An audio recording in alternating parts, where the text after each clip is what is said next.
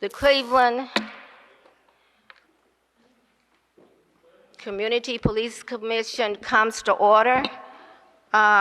Today is Wednesday, September 27th, and it is now 6:18. I want to thank you for your patience. We were trying to get the live stream working. It is not set up quite yet, so the meeting would be recorded, for viewing or listening at a later time.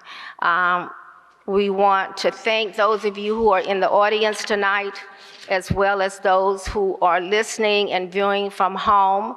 I think it's important that our meetings are shared with the greater community, and that you are privy to our discussions and the decisions that are made.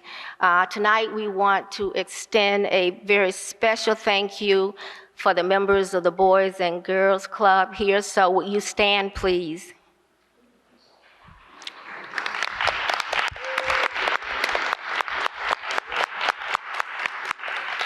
Don't sit yet, because I also want to acknowledge that these young people came in, got this room set up for our meeting here tonight, which means that they are actively engaged in the work that the community does.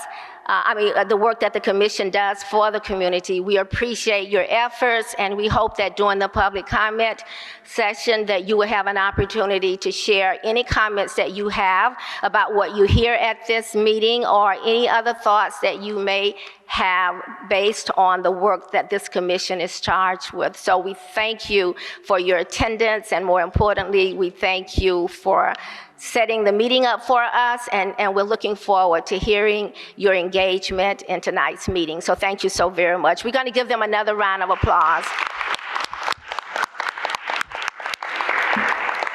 I'll let you sit down now. Thank you. So let's have a roll call of attendance, please. Commissioner Adams. Present. Commissioner Benito. Present. Commissioner Chura. Present. Commissioner Donaldson. Present. Commissioner Early. Commissioner Garrett Ferguson. Present. Commissioner Kennedy. Present. Commissioner Reeves. Present. Commissioner Van Leer. Present. Commissioner Rodriguez. Present. Commissioner Wong. Present. Commissioner Zayed. Present. And Commissioner Ridgway. I'm here.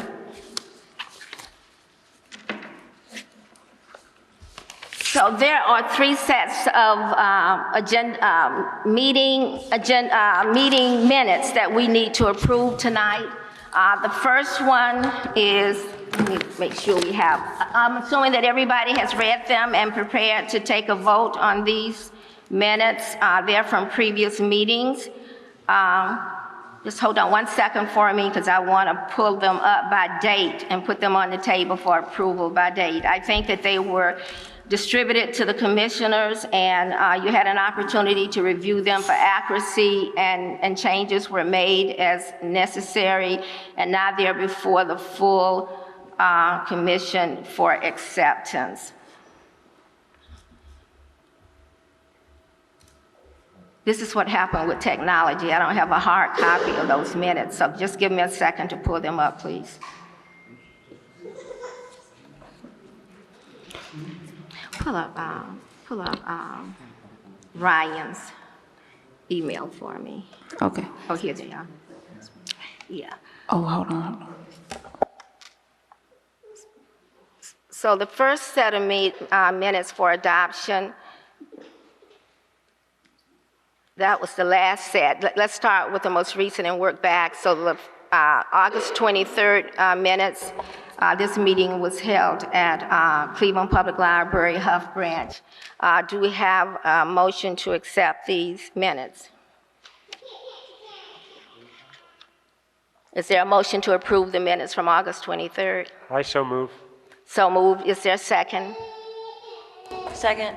Okay, a motion has been made and second to approve the minutes of August 23rd. We're ready for the vote. All those approve? I don't think we need to do a voice roll call on this, huh? So, if there are any objections to these minutes from August 23rd? If none, we will accept we have a rejection on this end, okay. I just feel we should follow our rules and do a roll call vote. It shouldn't take more than 15 seconds, 30 seconds, so Okay. thank you. Okay, even though there were no objections to these minutes, it has been requested by a commissioner that we do a roll call vote on them. So for August 23rd, let's just do a roll call vote. Commissioner Adams? Aye. Commissioner Benito? Aye. Commissioner Chura? Aye. Commissioner Donaldson? Aye. Commissioner Garrett Ferguson? Aye. Commissioner Kennedy? Aye. Commissioner Reeves? Aye. Commissioner Van Leer? Aye. Commissioner Rodriguez? Yes. Commissioner Wong? Aye. And Commissioner Zayed? Aye. Okay, the next set of minutes that we are putting before the commission for approval is the July 26 minutes. This was when the meeting was held at Harvard Community Center. Do we have a motion to accept these minutes? I move to pass the minutes, vote on the minutes. I'll second. Okay, the motion has been moved and second to approve the minutes of July 26, 2023, of the meeting that was held at Harvard Community Center. We'll do a roll call vote. Commissioner Adams? Aye. Commissioner Benito? Aye. Commissioner Chura? Aye. Commissioner Donaldson? Aye. Commissioner Garrett Ferguson? Aye. Commissioner Kennedy? Aye. Commissioner Reeves? Aye. Commissioner Van Leer? Aye. Commissioner Rodriguez? Yes. Commissioner Wong? Aye. And Commissioner Zayed? Aye. Okay, these are minutes of July 26 have been approved. The third set of minutes, I guess it's for June. Hold on 1 minute, I need to pull those up. I think it's from the June 14th minutes, from the June 14th meeting. It's been a long day, I'm sorry. The June 14th meeting that was held at the Perkins office. Do we have a motion to approve those minutes? I move to approve those meeting minutes. Okay, that motion has been made. Is there a second? Second. Okay, we'll do a roll call vote. Commissioner Adams? Aye. Commissioner Benito? Aye. Commissioner Chura? Aye. Commissioner Donaldson? Aye. Commissioner Garrett Ferguson? Aye. Commissioner Kennedy? Aye. Commissioner Reeves? Aye. Commissioner Van Leer? Aye. Commissioner Rodriguez? Yes. Commissioner Wong? Aye. And Commissioner Zayed? Aye. And Commissioner Ridgway? Aye. Okay, so thank you for the approval of those three sets of minutes from 3 previous meetings. That means that we are pretty much caught up with our minutes, and the next set should be the minutes from tonight's meeting. So we want to cover the decorum that's expected. We want to expect the opinions of everyone who has something that they want to share with the commission. We ask that the audience also respect the opinions of the commission, and that there will be an opportunity for you to respond during the public comment session.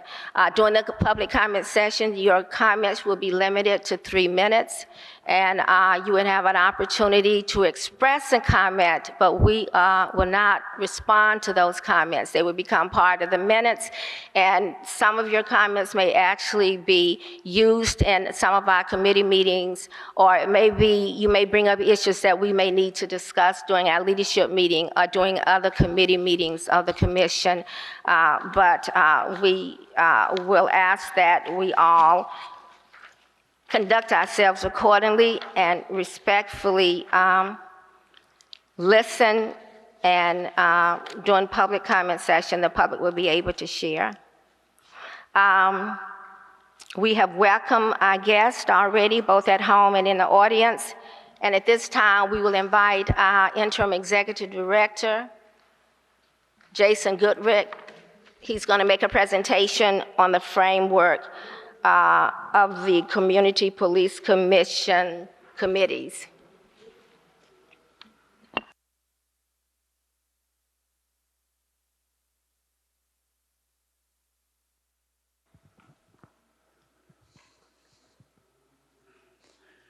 Okay. Good evening, everybody. It's great to see so many people here, especially so many young people. It's not too often that we have a room full of young people, and I really think this is a wonderful moment for us to have so many of you here. So thank you for your time tonight, and thank you for coming out. I know watching things like this can be a little bit boring at times, right? But this is how your government in Cleveland functions. This is how the citizens have asked us to work to improve the Cleveland Division of Police, and you sitting here tonight is a big part of that. So this is your future being talked about in this room. So it's really awesome that that you're sitting through this tonight and listening and being a part of it.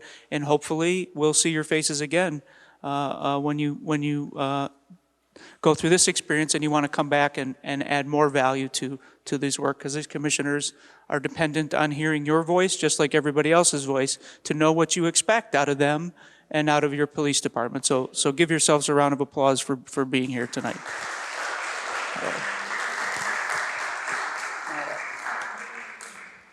So for commissioners, some of this will be repetitive because you've heard me talk about the framework a lot, but we have officially completed our initial work on our plan.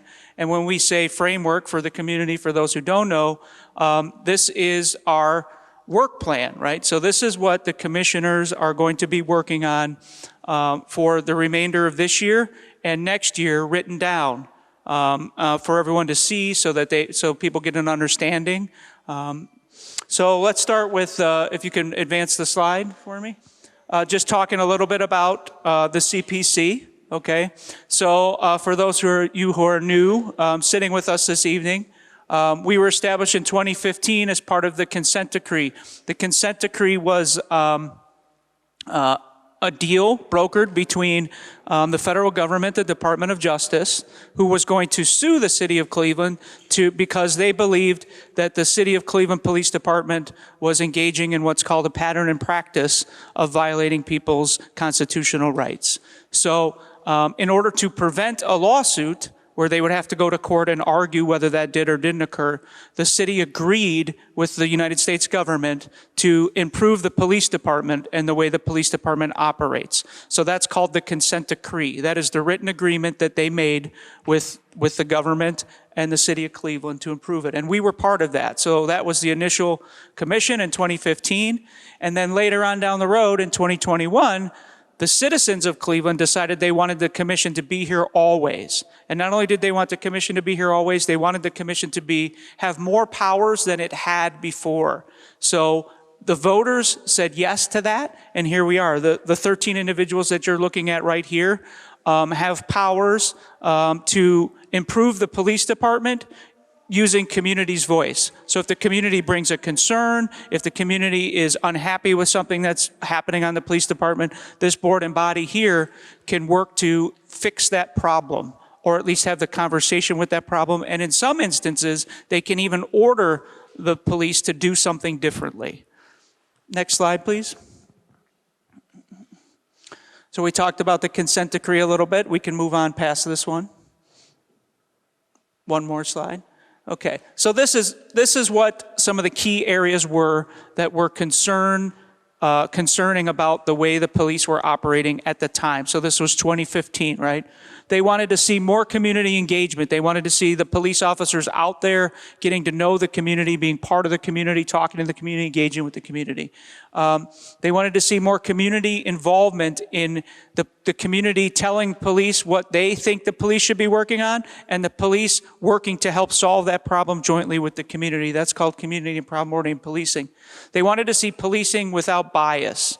So bias is the concept of no matter what your race is, no matter what your level of income is, no matter what country you're from, right? The police treat you equally and fairly always.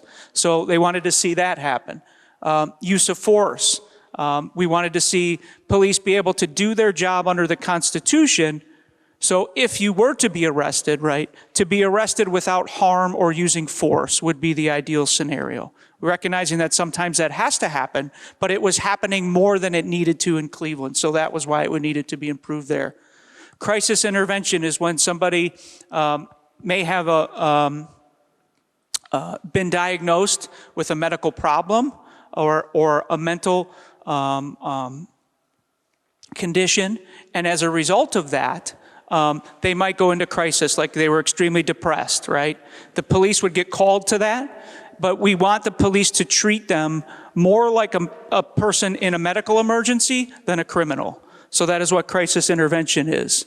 Search and seizure is about your rights to protect your goods and your things that you own in your life from unwarranted intrusion. So the police can't just go in your house. They can't just search your car, right? So there are only specific reasons that they can do that. That was one of the areas of improvement.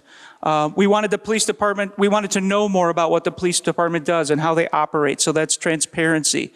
And then we also wanted to help the officers. We wanted to have them be better trained, have better equipment, all of those things. So those were all areas that we're focused on when we were beginning our work, and they are now areas that this commission has a lot of authority into permanently forever on behalf of the citizens. Next slide, please.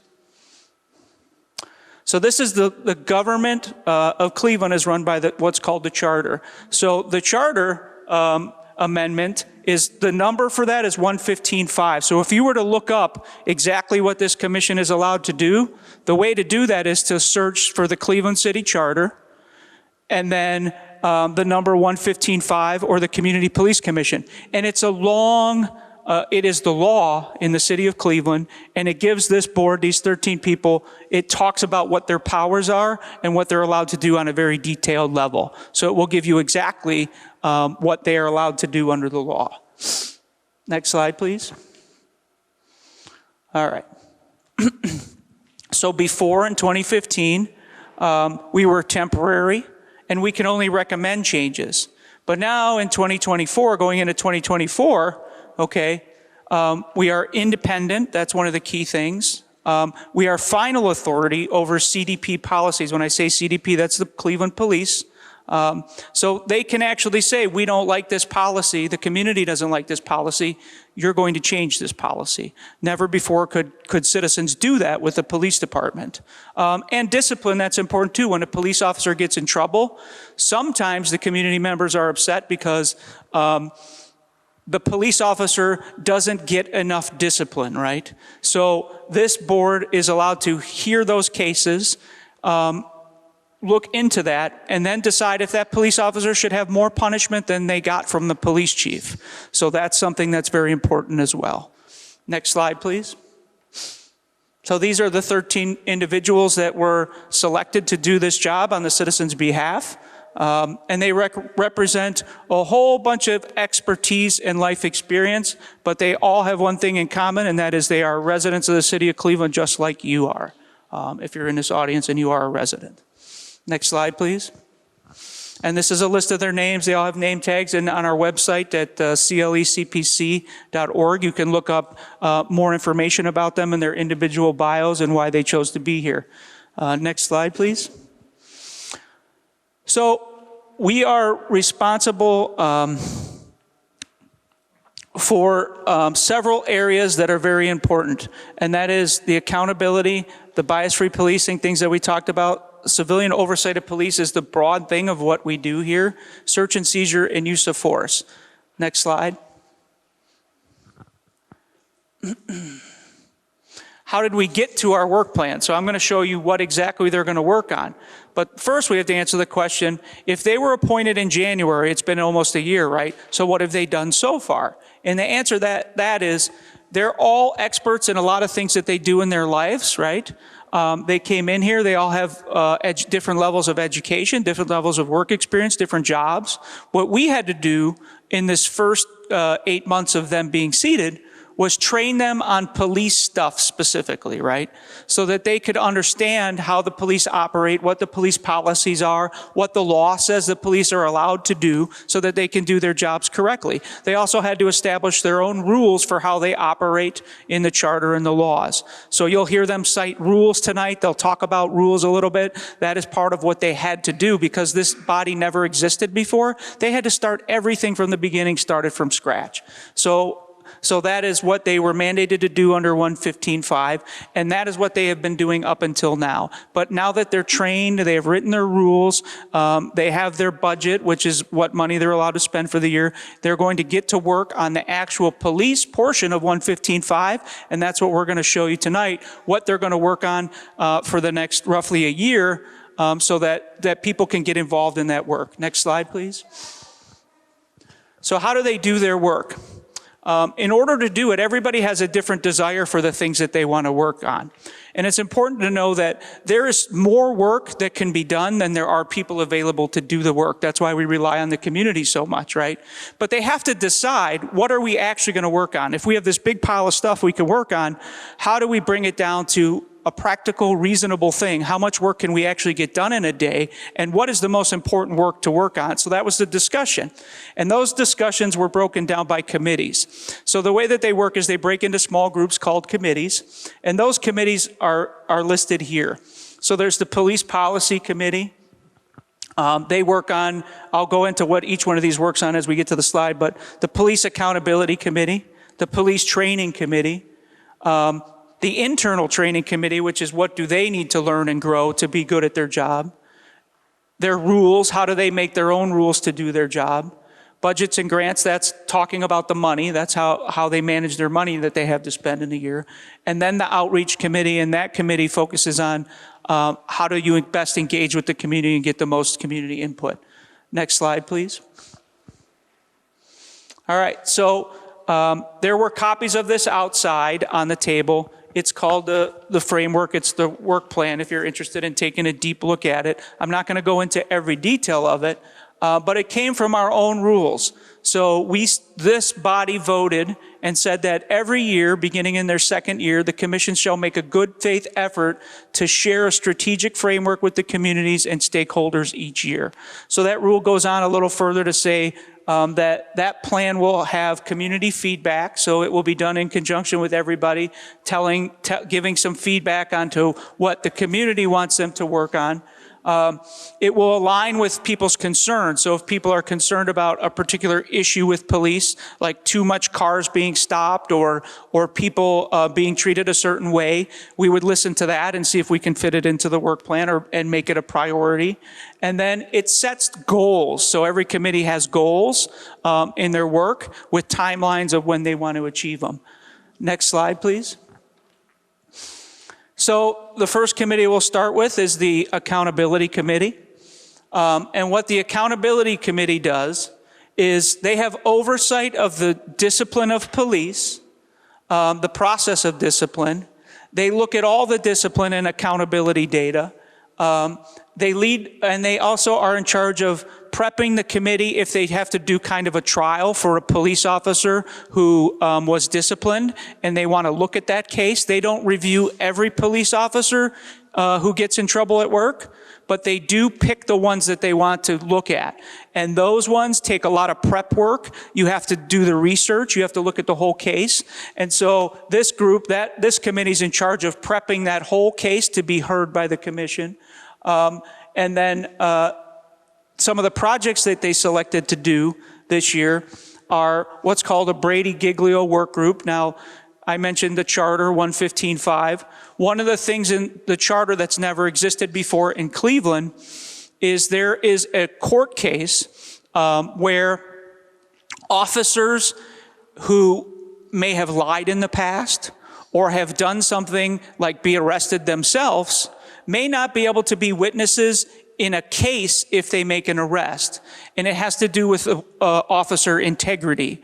So we as a commission are charged with looking at officers with integrity violations and creating a list of officers who may have integrity violations and then putting that out to the public. It's something that hasn't been done before, to our knowledge, anywhere in the United States. It's a really hard issue to tackle. So that's one of the first things on our work group list, is to create a small group of people, experts in this area, to figure out how we're going to do that as quickly as possible and get that list out to the public, because the law says we have to do that. The discipline work group is going to look at discipline as a whole to see how that system is working, to see if police are actually getting in trouble when they should be in trouble, and if they did something wrong under their own rules, if they are held accountable for that by breaking the rules. The workforce and labor management work group, the police are part of what's called unions, the public safety unions. There are two separate unions. Sometimes the union issues affect other aspects of our work. So part of this work, the accountability work this year, will be to look at the union contracts and see if there's any conflicts between the contracts and what we have to do under our own rules. So that is something that is a little bit challenging to decipher. So we will also have a work group that deals with that. And then there's a gender-based violence, sexual misconduct work group, which will look at how the Division of Police is handling things related to gender complaints, gender violence, both with each other. How are they treating each other? Are they respecting those boundaries with gender? And then also the community as well. So that is another work group that was brought here. Next slide, please.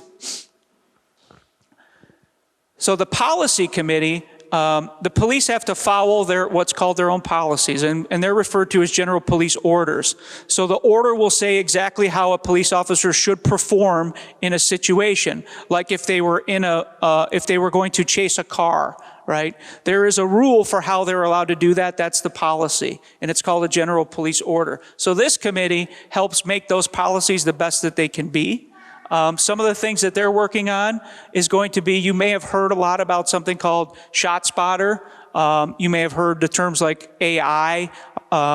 If you're familiar with things like ChatGPT that's out there for the youth, right? The police are starting to use those tools. And so we have a work group that's going to look at to make sure that when police use things like cameras and AI and other tools, that they're doing it fairly, and they're doing it within their policy, and they're not breaking the law when they're using those tools to make arrests and solve crimes. So very important aspect in this generation, and that's one of the things that we're going to have a work group for. You may have heard too that we don't have enough police officers right now, that there may be some people out there who are saying there aren't enough police officers to do the work. We have a group that's actually going to look at that and see if that's the case, and if it is the case, how we can help with that, or if it's not the case, how we can improve the police officers that we bring in here in Cleveland, which is part of the consent decree. Police pursuits is a very important part of this. And then again, that bias-free policing concept, right? Where the police should be treating every person equally and fairly. So that is another important part of our work that we're going to look at in this next year. Next slide, please. The training committee covers how the police get their training, what type of training. If we want the best police officers, we have to train them, right? So if we make a policy, we have to train them, we have to teach them, they have to learn, they have to grow so that they can do what they need to do without violating their rules and their policies. So this is what that group covers. So we're going to do a community event. And it'll be announced within the next couple of months what the exact dates are, probably within 30 days.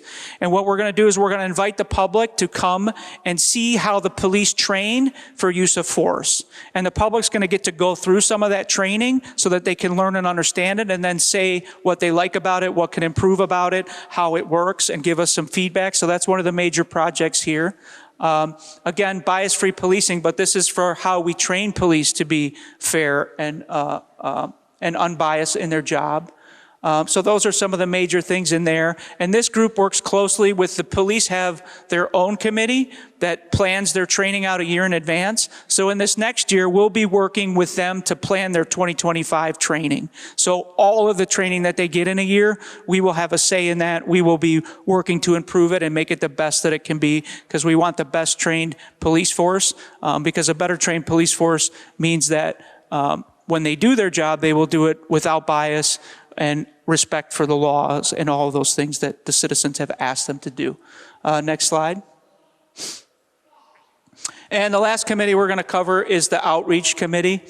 And this committee is building a survey that's going to go out soon that's going to ask you about your experience with the Cleveland Division of Police. That survey will be out before the end of the year. And it's really important that we get a lot of opinions and feedback from all different people in Cleveland, right? But more specifically, we want to hear from the youth. We want to hear from the communities who are most policed, which we all know are the East Side, the Black and Brown communities, right? So we want that feedback. We want to know what your experience is with the Cleveland Division of Police so that we can then make sure that we hear your words and make that part of our work here at the Police Commission. Very important. That'll be out, and we'll partner with the Boys and Girls Club, and I hope to get some of the youth in this room might want to come back and help us so you can get your peers and your classmates to return this survey and give us good information. And then we're also going to look at how the Cleveland Division of Police does their community engagement, right? So we're going to do an assessment of that. Is it making a difference? Are they coming and talking to the right people? Are they engaging in the right places? All of those things are things that we want to know. They have a very busy community engagement schedule, but we want to know, is that community engagement making a difference? So if the police are coming out and they're going to a meeting or they're doing an event, I'm sure they've come to the Boys and Girls Club before, right? Did you feel like you learned anything? Was that beneficial to you? So those are the things that we're going to look at through this group. And they're also going to design a plan that talks about where we're going to go, who we're going to engage with, what kind of events we're going to have. So those are some of the highlights that are in our work plan that you're going to hear this commission discuss tonight and take fully into consideration and hopefully adopt so that you'll know, everyone will know what we're working on, what schedule we're working on. Next slide, please. So here's an example of, in the next 3 months, what you can expect to see out of this plan. So it gets very detailed, right? So here are some of the things. So in 2022, this commission did a report that asked the police to do certain things about ShotSpotter and surveillance and drones and other things. So one of the things that they're going to do in the next 3 months is look at that report that was already done and check in with the police in the city to see if they did any of the things that we had recommended they do. And if not, then they're going to design a plan to make sure those things are done and work to get those things done. So that's just an example. And as I mentioned before, they also have to produce that list in the next 3 months of all the officer names who may not be good witnesses in court, that have an integrity violation because of something they did, or if they told a lie, they will be on that list. So this is examples of exact things that we're going to end up doing in the next 2 months. And there's 2 slides of this. Next slide, please. We're going to look at the rules that guide when an officer is disciplined, when they get in trouble at work. We're going to look at those rules. We have already looked at those before, so it's time to follow up. It's been a couple of years to make sure that some of those things are actually changed. So that's something we'll do in the next 3 months. We're going to look at that bias-free policing, their entire system for doing that, both the training and the policy, to see what we can improve on there. So these are just some of the areas that are highlighted that you can expect them to see done in the next 3 months. So not only do we have to hold the police accountable, right, but the commission designing a plan, they have to hold themselves accountable to actually doing the work they said they're going to do. This is what they're telling the community they're going to produce. This is what they're telling the community they're going to work on. So this is what the community can hold them accountable to, right, is to actually produce the work on the timeline that they said they're going to produce it. Next slide. All right, so how do you get involved with that? First, you can get a copy of the work plan as you go out. You can go to our website at clecpc.org. Follow us on social media to see what we're talking about, where we're going to be at, what projects we're working on. Okay, you could sign up for emails if you like to get information that way. We have a robust listserv of several thousand people now that we send emails out to about meetings and policies we're working on, how we're getting feedback, what projects we're engaged in. And then the work groups. So some of those things in this project are called work groups, right? So if you're interested in like the bias-free policing work group or that surveillance work group, reach out to us and we'll get you at those meetings, and you'll actually be part of helping design that policy, right? You will be part of those conversations, and you will actually drive your ideas will help drive the work forward. So that's a very important thing, is we encourage the community to get involved in those work groups. Check with our website, see what the work group schedule is. If you can't find it there, reach out to us. But that's the ways you get involved with us. So thank you for listening to this presentation. I hope it was helpful. There's a lot more to our work plan than we covered, but that was just a very general overview of how this commission works, what they're going to do in the next year, so everybody understands where we're going, and it's not a mystery to anyone. For those who say, you know, what have you done? This is going to tell you what we are going to do and when we're going to have it done by. So thank you for your time.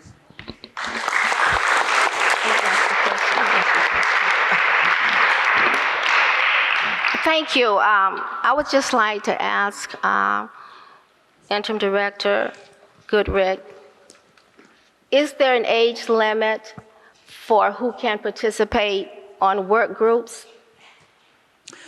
To the chair, we've never had an age limit. It is preferred that if you're a youth, that you do have parental consent for that. It won't be a problem to get that, so we can work on an individual basis. But we also have avenues where if we're trying to engage with youth, we usually go through the school where there already is parental consent, and we make it part of your school experience when we do it that way. So if any of you, would like us to come to your classroom, if you think this is interesting, right, just reach out. And we even have one of our commissioners is Dr. John Adams, if you don't mind calling you out. He is a CMSD teacher, but he's more than that. He's very involved in mentoring. He's involved in the youth civics program. And it's not just exclusive to students who are in the Cleveland public schools.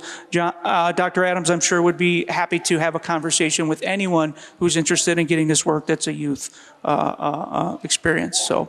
Okay, thank you. I would want to encourage all of the youth who are here tonight, if you feel that you want to have some input on the work that these police committees are doing, please reach out and let us know your interest. As has been expressed, we can come to the school, and work and share the roles that students can have in this process. But I think your voices are very important to the work that's being done. And so we would ask that you, if you hear anything that you're interested in, that you follow it up by letting us know, and we can see how we can actually have you serve on some of the work groups on these police committees. So thank you. We are down to the next 20 minutes of public comment. This is an opportunity for those of you in the audience here tonight to come to the mic and express your opinion or anything you want us to hear from you. Your voices are important to us. We would ask that you limit your input to 3 minutes. So you can just come to the mic, and I'm hoping that some of you, the students who have heard what you have heard so far tonight, especially in terms of your lived experience so far as young people, if you have something that you would like to share with us at the mic tonight, that you feel comfortable enough to step up and share that as well. So thank you. As you come up, if you would identify yourself by name so we know who you are, and that can be part of our minutes. And, go right ahead and express yourselves. Madam Chair Lady, this is Professor Gordon Friedman. Thank you. I'm Louis Katz. We were in your seats before you were appointed to the commission. We're here tonight to suggest to you that one of the most important factors that you can do in order to do what the police commission is supposed to do is to get yourself an independent lawyer. We're here to propose to you, suggest to you, that you ask the city for the funding for an independent lawyer. It's quite clear that conflict of interest exists. We wouldn't have thought there would be one at this point, but ever since you've been appointed to the office, the city has been interfering in what you can accomplish. So with humility, we suggest to you that you ask the law director to provide funds for you to select an independent counsel. Excuse me, my only comments would be it's about your independence. You're supposed to be independent from the city. And whether you agree with the decision or not to select a director, executive director, and the mayor writes a superfluous letter of denial that has no substance at all, it is very clear that you need an advocate. And whether, again, if you agree or disagree with the choice, your independence is at stake, and you will lose it unless you have an independent advocate. We did what we did voluntarily and did it for many hours. You all have been given a lot of power, and you all are being paid. So that makes you a lot different than us, and it gives you power. But it seems to me that the city is successfully taking that away from you. That's all I have to say. And you guys are lawyers. Yes, we both teach law. Thank you.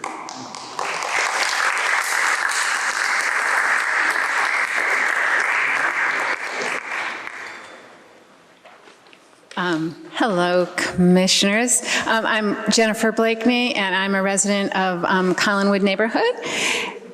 And I am a member of SURGE, Showing Up for Racial Justice, the Northeast Ohio chapter. And we worked really hard towards having you here. So we're very glad to see a strong, powerful, and independent community police commission.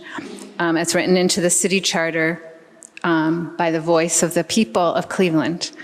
Tonight, I am asking you to demand that a real care response program is implemented in Cleveland. So the Adams Board is sending a closed RFP, that's request for proposals, to only frontline services that does not meet any of the recommendations made about how care response should operate. I ask each of you commissioners tonight to help our city create a care response program that includes meaningful services where trained mental health workers respond to 911 calls of mental health nature. I believe it is critical that members of our community can call for a crisis response in Cleveland where we won't be guilty of exacerbating our neighbor's crisis by calling police when unnecessary. I had such an occasion a year or two in my neighborhood. I was afraid to call 911 because the person of concern was a young black male. I called Frontline Services and they could not help me, but called emergency dispatch. I stayed in the area to make sure that police did not overreact and the person of concern was safe and treated with respect. Gratefully, EMS responded, not police, and the situation was quickly resolved. I don't know how favorably, but it was safely anyway. I would love to know that all my neighbors can be met with a nonviolent, health-centered approach to their crisis. I would love to not worry about police overreaction when me or my neighbors need help, not more fear.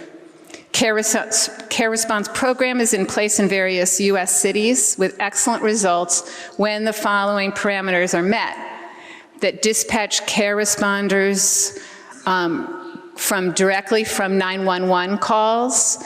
The current recommendation is 988, and that takes a whole new community training. It includes certified peer responders, people with personal experience, that there's response at the scene of the crisis quickly, not someone you can call, not a hotline, but someone at the place of comfort for the individual in crisis, to minimize the intensity of the episode and to avoid the need for law enforcement interference or hospitalization. The responders need to be available 24/7. We need a commitment by the provider to ongoing learning, data transparency, and community engagement, rather than just connecting to existing services that are not immediate and or inadequate. Program planning that listens deeply to community needs is essential, and ongoing continued opportunity for community engagement and input. A community advisory board for the care response is necessary with representation by directly impacted community members. The RFP process right now the Adams Board is working on does not meet most of these best practices and will not meet the community's needs. I hope you all can help us work together toward a real care response program for Cleveland. I'd like to know that the committee, I guess the Behavioral Health Committee, is taking this on because the RFP is out there right now. So I'm hoping that you guys are on making sure this is something that really helps and benefits our community. So thank you.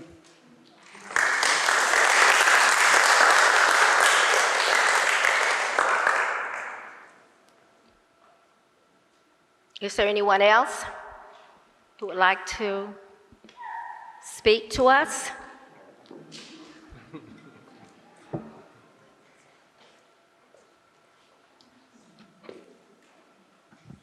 Hi, my name is Rosie Palfy. I wanted to echo the two former commissioners' comments about the need to have an independent lawyer. I don't understand why it took a month for the mayor to come back with that letter. It makes no sense to me. It just shows that they're trying to stall your work, your progress. And I wanted to echo the residents' concerns about care response. We had this conversation a little bit with Commissioner Van Leer when he was running the policy meeting last week. And unfortunately, the train has left the station. The Alcohol, Drug, Mental Health Board of Cuyahoga County is working with the City of Cleveland to create a care response with zero community input. There are numerous care response models. I spoke at a meeting the Adams Board had last week. Signal Cleveland did a story about it. And this isn't like a co-responder program. There's like a dozen different models, and you can't just pick up a model and drop it in Cleveland. The other thing I wanted to say was I watched the Adams Board full meeting today, and just so you know, state law says that the Adams Board is not statutorily required to do an RFP, but they talked about it, and they're moving forward with that. And I will say this, Tim Sommerfeld, thank God, was there from the EMS union, and he spoke and he talked about the need to have a paramedic as part of this team and not just a social worker and a peer support person. He explained medical considerations that come into play in all this, and he said, hey, we need a seat at the table. So I hope that you all have a seat at the table. Thank you.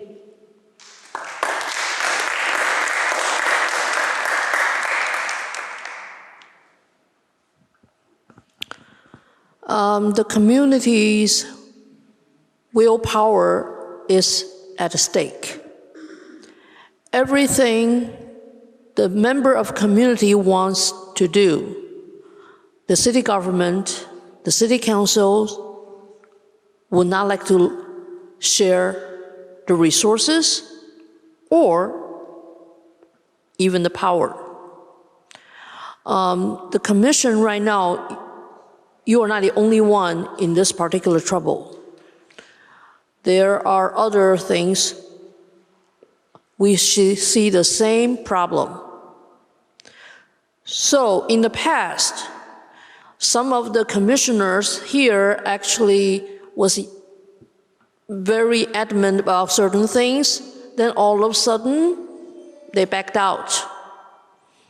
Then you have other commissioners really see the point of doing this work, actually step up. However, there's still no coherent working progress among all 13 of you. Care response is very important as an example. What is your position on that? Yes, Tuesday evening at the Cuyahoga County Council General Meetings, EMS went up there to complain because of the new county jail.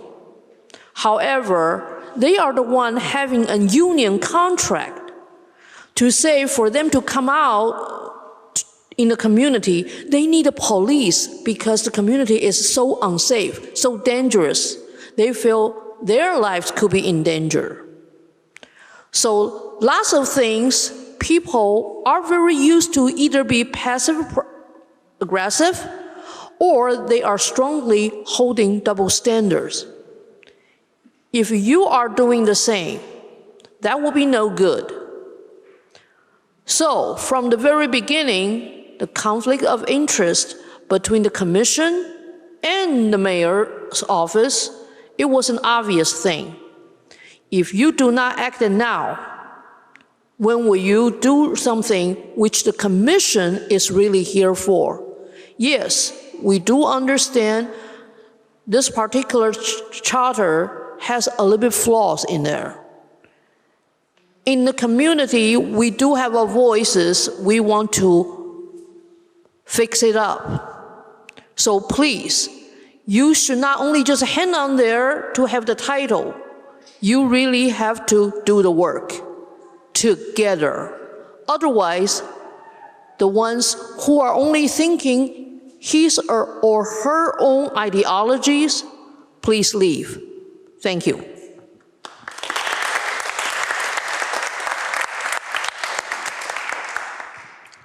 I will say as a young person myself that community engagement is crucial when you're doing things like this, because as an officer, how do you expect to police a community that you don't know or not familiar with? I believe that it's very important for officers to get to know their community and the people in it, because when you have connections like that, it reduces the outcome that, violent possibilities happen. And I also think it's important for you guys, all 13 of you, to get to know the community and, students and stuff too, because it allows them to, know how the process works, what they're doing, and, just get to talk to you guys in general. So, yeah. Thank you.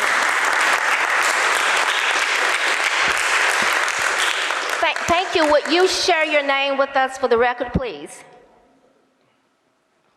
My name is Caleb Harmon, by the way. So. Thank you. Appreciate that.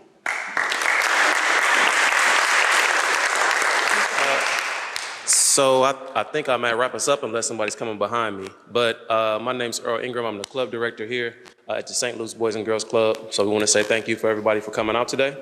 I got some of my young leaders here from 10th grade all the way down to 7th.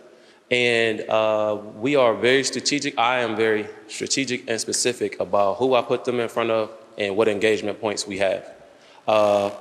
My hope for them tonight, and one thing we've been prepping for in preparation for you guys being here, is for it to be an authentic encounter, for them to get an opportunity to see you, put names and faces together, to hear and learn a little bit about the processes, but more importantly, to get them engaged at an early age and to hopefully restore a sense of hope in the system and the fact that we can try to impact it in a different way. So my desire, my pledge to you guys is to, I think, from what some of the community partners have shared before me, is for this panel, for this group, not to be politics as usual, because we've had enough of that. We've seen enough of that. We've felt enough of that. So in the seat you've been given, in the position that you've been given, and I've had an opportunity to meet some of you, work with some of you in different channels, we're just looking for something different. I had them come here tonight. I push them all the time. I'm challenging them so that they can get a different kind of output from what's happening. I don't want them to look at as young people and feel like their future is going to be grim and to have to constantly cringe at the thought of law enforcement or policies. I know many of us, including myself, have grown up under a dark shadow of that. My desire is that that looks different for them as it pertains into pursuing them in the future. I heard the conversation about Dr. Adams being in schools and opportunities for engagement there. I'm all for that. Obviously, I'm an out-of-school provider, but any interaction you guys have, it needs to be real and authentic. Sadly enough, oftentimes we need to remove the adults from the process. So, and I'll just be completely honest about that. So as you look to have engagement points, please don't show up for photo ops. Please don't show up in environments where the adults are boxing the kids out of the space. Anytime you see me in my community work, they'll be with me. And that's intentional because their voices are always shunned and pushed into the corner. Many of us have experienced that in our upbringings coming up, being involved in anything.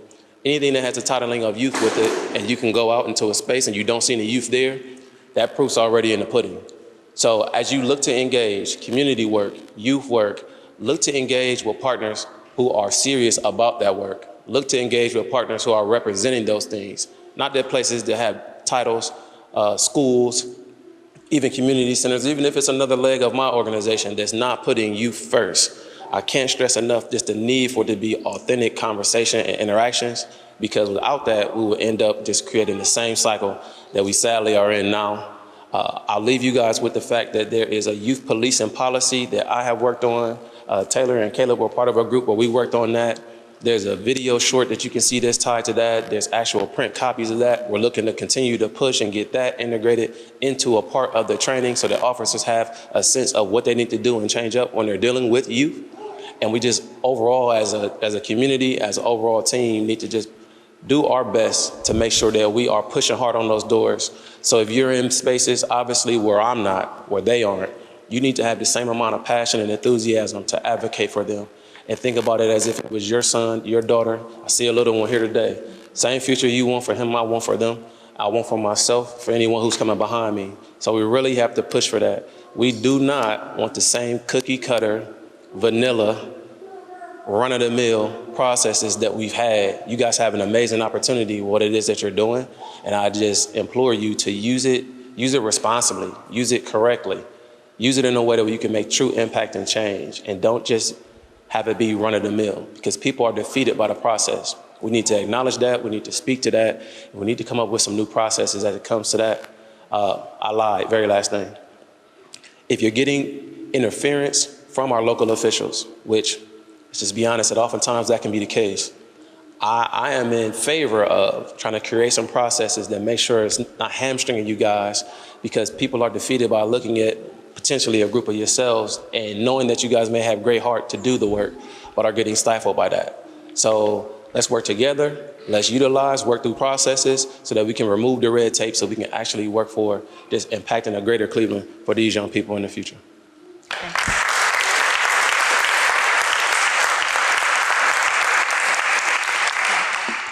You will be the last in this session to speak, but go ahead, please. My name is Travis Hardy. I agree with Earl all the way. I feel like youth isn't in these type of events enough. So me being as youth, to be honest, I've never really got to experience any of this until I became a part of the Boys and Girls Club. So if y'all could just get youth into more stuff like this and just encounter with police officers and everything, just to engage with each other, because it's really nothing to it. Like, at least send out flyers, emails, or something, trying to get more youth involved into things like this.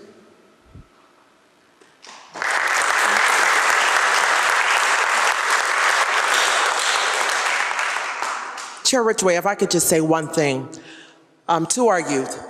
We are starting a youth steering committee, which will last for about 1 to 3 months. It will be headed by Commissioner Dr. John Adams, and we invite you to be a part of that. So we are setting the groundwork for that as we speak, and when it becomes open, you will be the first persons to be invited to be a part of that process.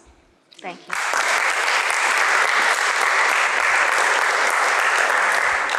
We want to thank each of you who chose to share with us tonight your comments. Though your voices are very important to this work that we do, we need to hear from the entire community, young people as well as adults.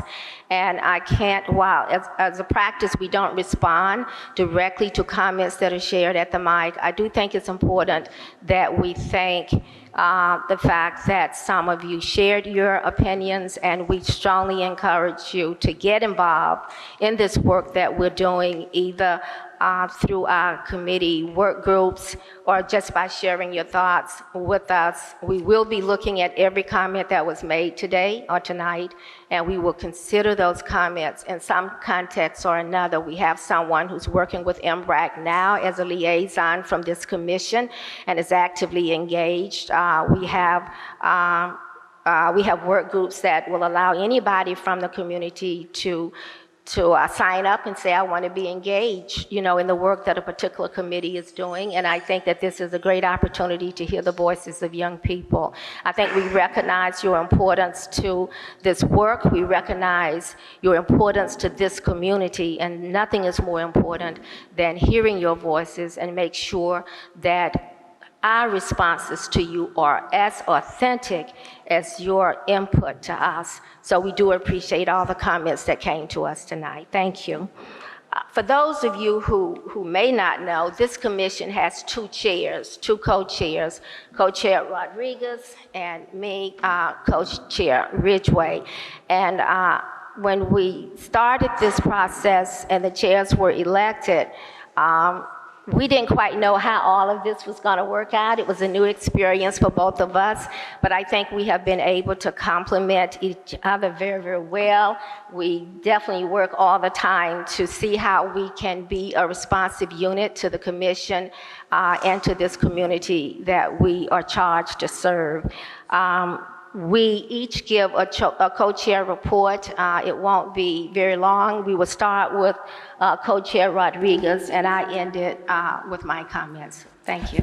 Thank you. I would just like the public to know that our leadership meeting minutes was submitted for 9/19 to the full commission, and it reviewed a few items.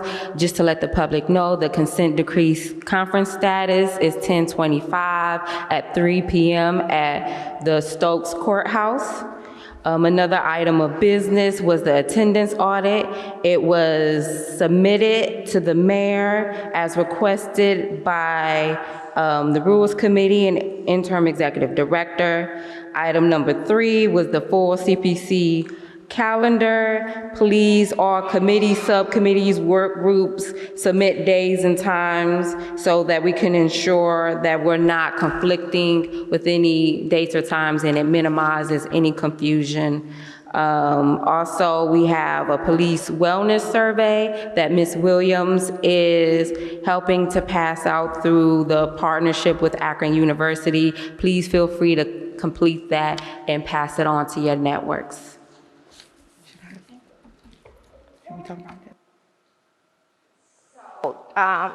From my position, we have been engaged in reviewing the draft status report of for the consent decree hearing.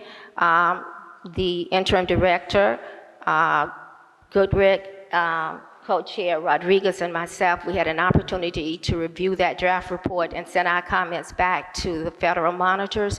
That will be part of what would be shared at the October 25th meeting. We encourage the public to come out to that meeting in the Stokes Courthouse to hear.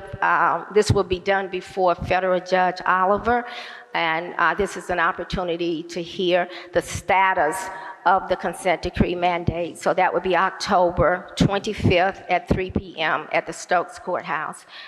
We have also been engaged in hiring a shared attorney, and I think that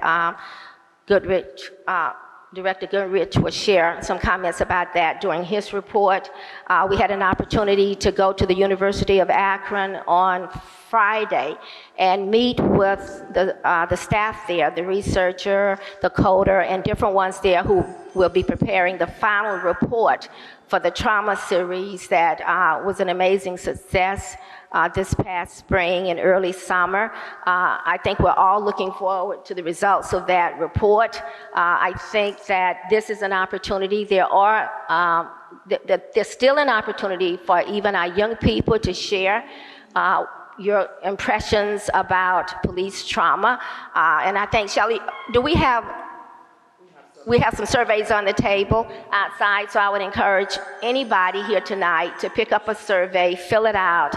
We still have time to get your input into the final report that will be coming out soon. And then finally, we have been working on the grant report, and that will be shared a little bit more thoroughly when Commissioner Adams gives his report a little bit later in this meeting. So, Executive Director Goodrich.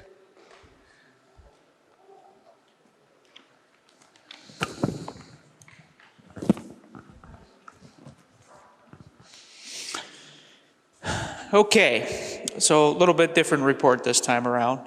This report is for commissioners on, we have two sides of the house here. These are the commissioners, and then you also have the staff who works for the commissioners. They're full-time, all the time working, where commissioners have other jobs, often have other jobs, and they are not in the office every day. The staff are in the office every day. So that's the difference between the two sides of the house here. And so as part of my job, I have to report to all the commissioners of what's been happening with the staff and what is going on with the staff during this month period. But before I do that, I do want to say there was something that I missed that's extremely important and relevant to the majority of our audience tonight, which is the youth. In 2020, the previous commissioners, not this group, did a groundbreaking policy in the city of Cleveland. What the commission did, and we have one commissioner here from that legacy commission, Mr. Richard Jackson, who's behind us, and two more you heard speak were part of this process. This commission led the drive to create the first policy for how the Cleveland Division of Police interacts with youth in the city of Cleveland. There are copies of that policy outside. Like all policy, it's open for feedback all the time, right? So you are able to reach out to the commission and say, hey, we really like this, we don't like this, or even if you're experiencing things that are outside of that policy, let us know. But I just wanted to make that point that we did bring copies of that this evening, and the previous commission worked really, really hard to make sure that youth have a specific way that the police deal with them in their job. Yeah. Great. I just wanted to make sure everyone was here, is aware of that. So outstanding. So the next, going into our report here, I talk about the budget, typically the money that we've been spending. Right now we are on track to close out the budget by November 1st. So any items that you wish to purchase or procure needs to be in as soon as possible in this year's budget. On top of that, we are beginning the budget cycle for 2024. It starts, and I've briefed Chair Adams of the Budget Committee on this already. It starts by simply submitting a very baseline budget, and then the Office of Budget Management will add all the cost of living. They'll do market adjustments to that budget. They'll do salary adjustments based on any raises or contractual obligations. So that's the very first step in the process before it comes back to you all for review. I have visited each committee. I've requested anybody who would like to do anything in 2024, if they work with me or contact me. So far, no one has. So our budget being submitted is pretty much the same budget that we have right now. And just as a point, we haven't even spent all the money that we had allotted this year. So we should have no problems with the budget that we have. But it's not too late, because when this comes back, if there is something special that needs to be added, we can still make the push under our independent budgetary authority to try to get that through, right? So not too late, to come up with any project that you know needs to happen in 2024, but need to start working with staff on that as soon as possible. Hiring. Since our last meeting, we have added our wonderful administrative assistant, Miss Janita Thomas. She's in the back there.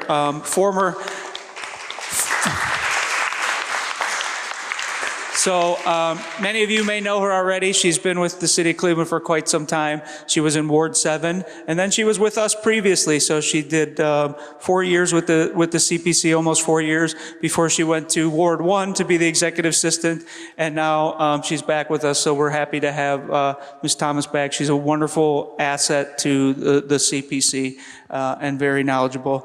And our other job that was posted, we have wrapped up joint interviews with the Department of Law. The interview committee consisted of myself and Jan Ridgway as representatives from the CPC, and then 2 representatives from the Office of Law who will be working with this individual as well. And we're excited. We think we have an outstanding candidate to help us with some of our legal needs. So we are moving to finalize an offer as quickly as we can to this individual who's gone through 2 rounds of interviews at this point. So it shouldn't be much longer. Should they accept, we will have a attorney who will be putting in, at least to start, a dedicated 20 hours with the commission a month. Now, we've already had preliminary discussions about what the future holds with that, and this commission is a trial and error, right? So if there's anything comes up with this or it's problematic, everyone in that group, including the law department, is open to making a change if a change is necessary. So remember, this is a new thing. We're trying something out. If it runs into some hiccups, everybody knows that it may need to be adjusted or renegotiated, or the attorney may have to come over 100% of the time if the work demands it. So, but it's a start, and it's what our budget allowed. And then finally, we do have a letter that was sent to the mayor regarding the RISE initiative and concerns brought to our attention about additional law enforcement operating inside the city of Cleveland, including the Ohio State Patrol, Cuyahoga County Sheriffs, and other federal agencies. It came from Commissioner, the Chair Van Leer of the Policy Committee in conjunction with the Policy Committee. And so we had a lengthy request to the Division of Police regarding that. We also had a meeting with Dr. Anderson, who's present today, to talk a little bit about that coming. And so far, we have had a positive reception to that. We asked for a lot of things, so we expect that it will take a little bit of time for them to gather it. But yesterday, we picked up the first batch of things, and I'm happy to report that almost everything we've asked for from the city proper has been successful in being able to do that, and we have had no problems or hurdles with obtaining information the way we're supposed to. And I do give Dr. Anderson great credit for facilitating that, and her team for helping out with that to get us the information we need in a timely manner. So thank you for that, and that's the report.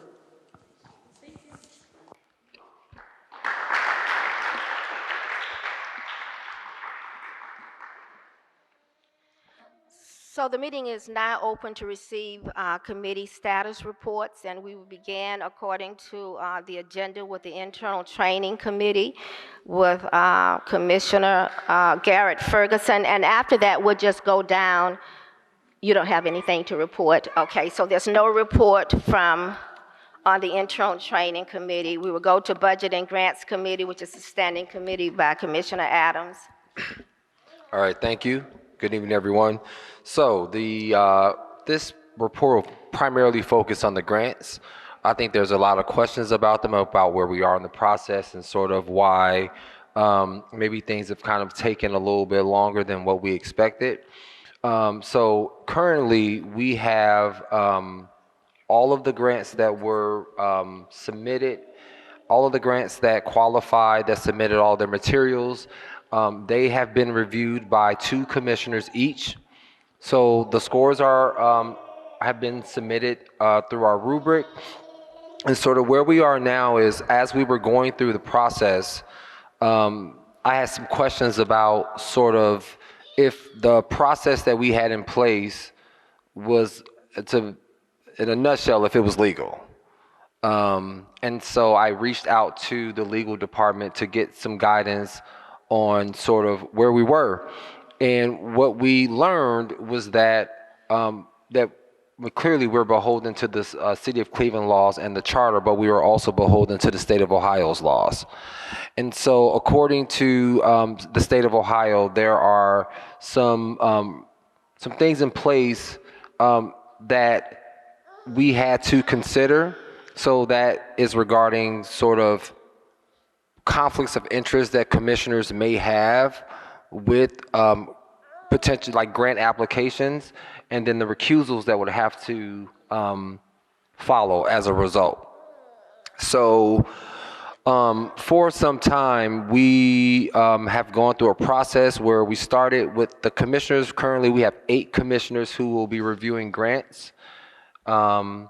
And we started with the 8 commissioners who were reviewing, going through conflict of interest forms and recusals, and then it was suggested that we have the full commission do conflict of interest and recusals.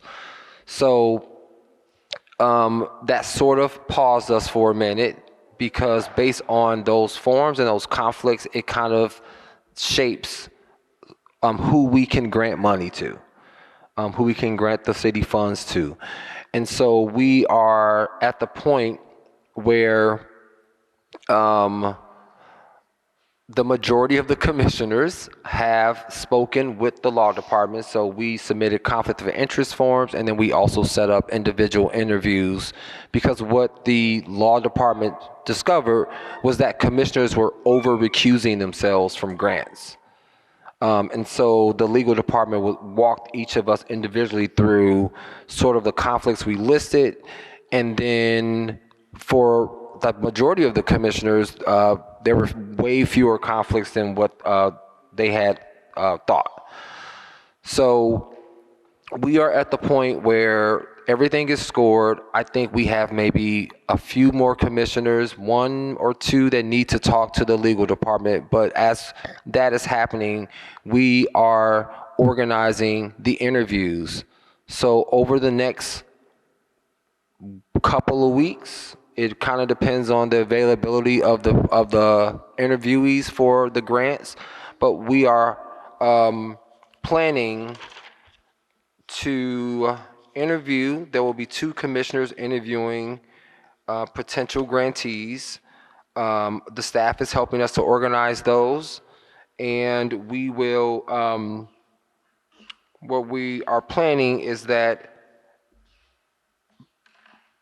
the end of the first week in October, maybe early in the second week in October, we should have everything completed. And then we will be ready to vote on the grants. Tentative dates for that meeting is October 10th, 11th, or 12th, depending on the availability of commissioners. October 12th.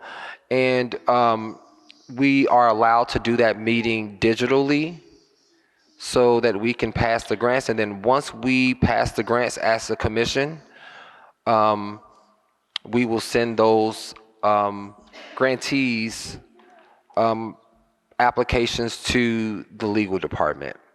And Stephanie Melnick, who's an assistant law director, has been working with us. We have a draft of the contracts, but they will be catered to the individual grantees. And at that point, we will draft the contracts. We will get them to the awardees, and they will sign them. And that is where we are in the process. So it's been, an experience, a learning experience, but we have to be in compliance with the law. And I don't think anybody on the commission wants to break the law. I don't think anyone else wants us to break the law. So it was just, some things that we had to learn, and we could not move forward until we knew if there were conflicts, because if there were conflicts, then we broke the law. And that's our responsibility to know what the law is. So that's just where we are. We initially set a November 1st deadline, and I still think that we will meet that deadline, and if we don't meet that deadline, it will be pretty close to it. So we initially set on November 1st, and we are still on track for that. Thank you. I just want to add to Commissioner Adams' report. The corrected date is October 11th for the special meeting where the final grants will be presented to the full commission, or at least those who can participate to vote and approve those grants. And just as an explanation for our audience, what we meant by recusals, if any of us have a legal conflict with a particular grant that we have been assigned to review, we have to file recusals to say that these are the grants. I may have been on a board of a particular applicant. I may have been involved in the incorporation of a particular applicant. There are several different things that we could be a business associate, on the board. So if there are any instances when an applicant has been assigned to me and I have a conflict, I need to have filed a recusal form that says that I am in conflict with this particular applicant and I cannot score that application. And then that would have to be assigned to somebody else who's scoring applications. So it's a measure that will make this process as transparent as possible, keep it as legal as possible, and it would allow those of us who may be involved with an application, or the people who submit an application, will prevent us from actually reviewing those grants. But somebody else on the commission will be able to, but we can't. And so that's where we are with this process. I think all of us to date who have been involved and will be involved, we have submitted those recusal forms, and as Commissioner Adams said, most of us were overly cautious. We recused ourselves from a whole lot of applicants that we really didn't have to, because there were no legal reasons according to state law for us to be able to do that. So I just wanted to take an opportunity to explain what the recusal process was and why we had to submit our recusals in order to make this grant scoring process as openly legal as possible. So thank you. The next person would be Commissioner Wong on the Rules Committee.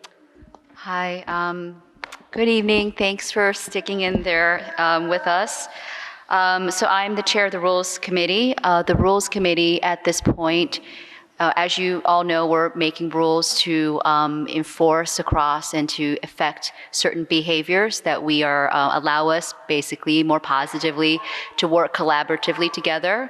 Obviously, there's 13 people here. We have differences of opinion at times.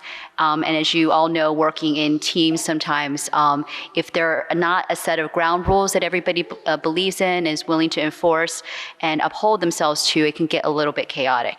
So the only report from the Rules Committee right now is that we're supposed to revise our rules every year and take another look at them. But since we've lived in our rules for about the last 8 months, we've seen certain types of things come out from the rules. And we are just in the process right now of tightening the rules up. I do not believe that this is an indication of the lack of clarity of rules. As you sometimes know, you make a rule and then you live out those rules and you realize, maybe that there are better ways to affect the outcomes and behaviors that you want. So we are in active, very intense rewriting, refining, and improvement of the rules. And I know that for the young people out there, I know that the Rules Committee seems very banal, but I can assure you that it is very important to the working of any organization. So if you ever get a chance to participate in the writing of values and rules, I would encourage you to.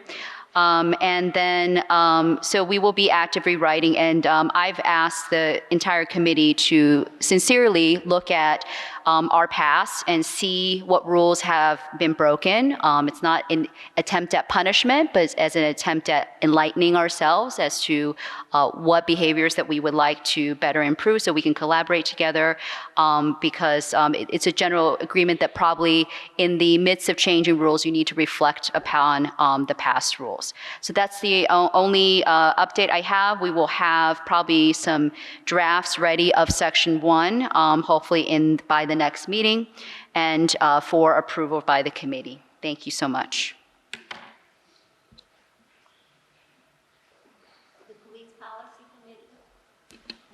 Commissioner Van Leer. Thank you, Chair Ridgway. So yes, we have had, since our last full commission meeting, we had a policy committee meeting, and we discussed the framework and looked at that to make sure that it was what we wanted to continue. We got some feedback from the community related to it, and so we looked at that and made sure we were aligning our work with what the community had said they wanted. We have, as Director Goodrick mentioned before, we have a surveillance technology committee, or work group rather, and I think there was an email sent out to that larger group, which is a couple of Commissioner Wong and Commissioner Garrett Ferguson, as well as members of the community, and so that looks like that email is pending, and they're getting ready to set up a meeting. The Behavioral Health and Crisis Intervention work group is headed by Commissioner Benito and Commissioner Early, I believe, right? Mm-hmm. Yes.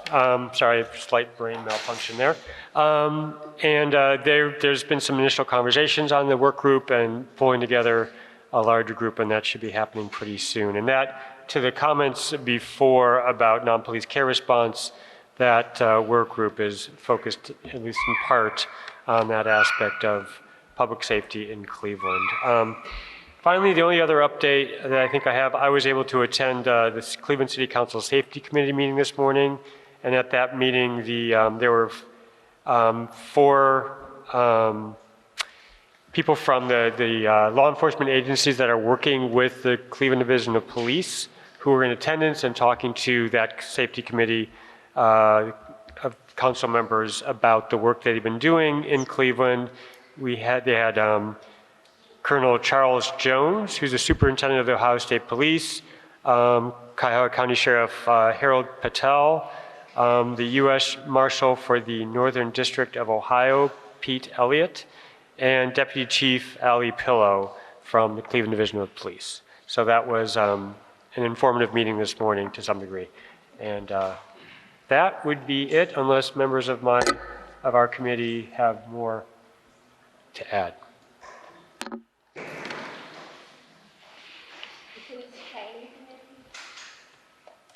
All right, hello everyone again.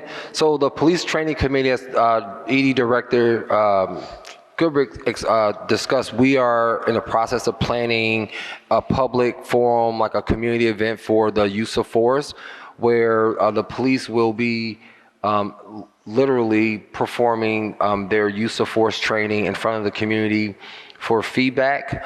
The 2 commissioners who have been leading that work group are Commissioner Chura and Donaldson.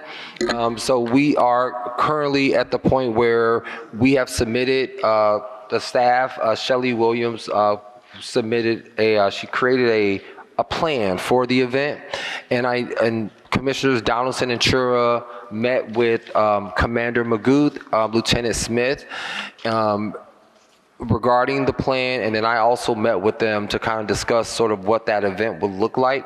So we are tentatively planned for October, but there's been some like personal matters with one of the people that we're working with, and so it's looking like that might be like November. But we're at the point where the police have a proposal. We have discussed the event, and so it's just a matter of logistics of, the proposal is essentially made it up to like the the deputy chief. And we are in the process of just laying out sort of like to get the police to, because a lot of the logistics of the event depend on the police, so we have to find, it'll be on a Saturday, but we have to find a time where we can get the proper amount of police that we need for the event. And then once we get the date, we have to get the venue. And so it's just a logistical thing. So we're working with the police, but there will be a use of force event. And from my conversations with them, it seems like we want to pilot it. So we're talking about maybe an event the size of maybe 75 people to start. And the police were suggesting that if that goes well, that we can grow that to maybe even like 150. So they're excited about it, about doing it. And we'll use this as sort of like a blueprint and a pilot. And then the idea is that these will become regular events, and that they will happen with the bias-free training. They will happen with the search and seizure training. And so that is the event that we're kind of honing on and focusing on right now. And in terms of our framework and what we're thinking about in the future, the early part, the first quarter of 2024, we're gonna focus on the bias-free policing. And we will continue to work with the Police Training Review Committee to essentially overhaul the training and to review all the documents. So that's sort of like a longer term plan for what we're planning to do for the rest of this year, and then what we're planning to focus on for perhaps the first half of 2024. The chair again would like to encourage our youth to participate in these training opportunities, especially for use of force. These are training sessions that you need to be aware of as part of the public, and look at, pay attention to the website, our website. When those dates and times will be announced, it would be a simulated training where you can actually get a chance to see how police engage with residents in terms of use of force. And I think that's very important for our young people to engage in this process. So I just want to strongly encourage you to, to participate in those training opportunities. This is the Police Accountability Committee with Commissioner Wong, please. Hi again, thank you. The Police Accountability Committee, as Mr. Goodrick has already explained, we were finalizing our framework, and he shared with you a few of the projects we're working on, and we thank also the public for the feedback on the framework.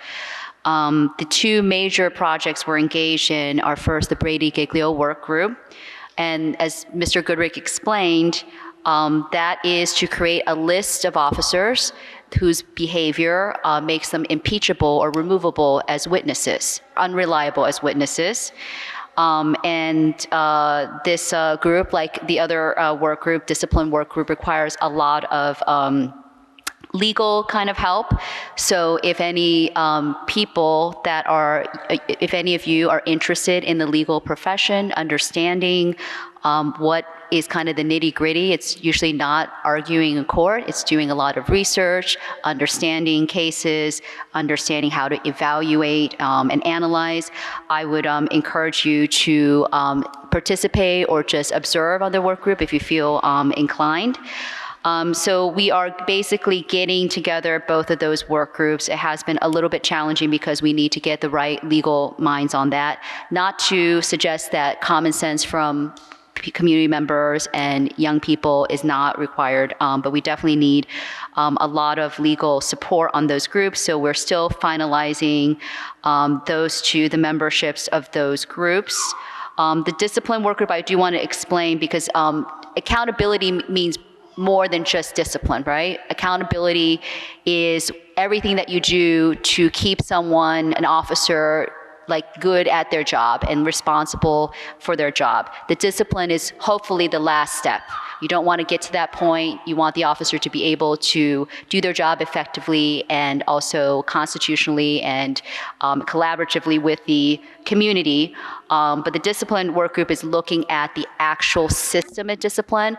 It's not going to be pointing out specific officers, but looking at the patterns of how officers are disciplined. Are they getting equal discipline? Is it appropriate discipline? So if you're interested in kind of looking at an entire system and trying to figure out what's right about it and what's wrong about it. That would be an interesting work group for you to participate or engage with. And then the last thing that we're doing right now, we had to postpone our meeting because in addition to sharing the framework, we're making some flow charts because even for some of the commissioners and Mr. Goodrick and the staff, it is a very complicated process as to how a citizen or an internally discovered discipline problem is reported, right? So we want to make it easy. It's a lot of our policy analyst, Ryan Walker, has with one of my actual students. So he's in high school and he was able to look through all these documents and put all these words into a chart and into a pictorial form so that the community can better understand how one would go about reporting. I think for the community's perspective, if you had an interaction with an officer that you didn't feel went as well or went as well as you think it should, that you do have rights to report through OPS and the CPRB. And I would encourage,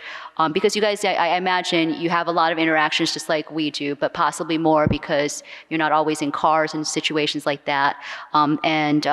It would be a good thing for any of you to give us input on what is not clear about that, what could work better, since we have oversight over all of those kind of disciplinary bodies. So I just would encourage anybody that has any amount of interest, don't be dissuaded by the fact that it's a room full of adults and a room full of lawyers. I assure you we have very kind, because these are lawyers that volunteer their time, very kind lawyers that are very passionate about social justice and making changes in the system so it's safer for everybody in the community. I would encourage you to reach out to me or any of the other chairs of committees if you want to participate. Thank you. The Outreach Committee.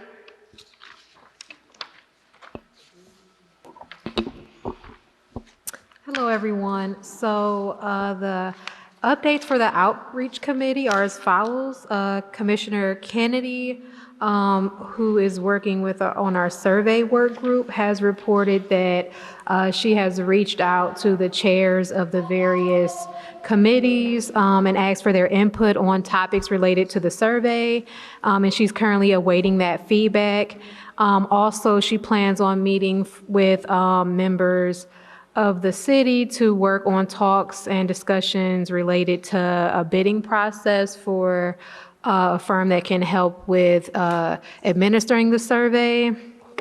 Also, we have our CPC staff currently working on our completing and strengthening our outreach plan draft, and we hope to have that completed by the end of October. I wanted to also thank a community member and a expert messaging strategist, Kayla Pincus. She's a community member that has been trying to help us in our efforts to strengthen and get our outreach committee off the ground. So thank you, Kayla, for that. And I also want you all to know that we are currently accepting people from the community to help us work in these work groups. So if you are interested in helping out the outreach committee, contact the CPC or myself or both, and we are looking forward to working with you all. Thank you.